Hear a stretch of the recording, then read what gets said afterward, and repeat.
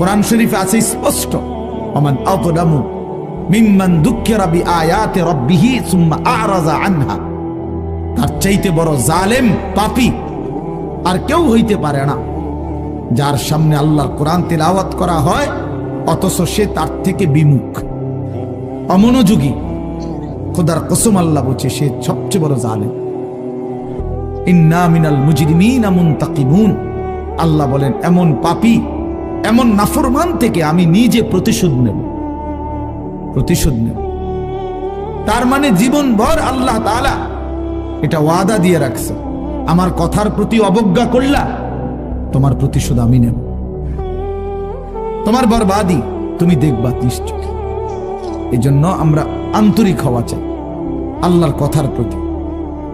কোরআনুল কারীমের মধ্যে আছে তাকশাইরু মিনহু জুলুদুল্লাযীনা ইয়াখশাউনা রাব্বাহুম।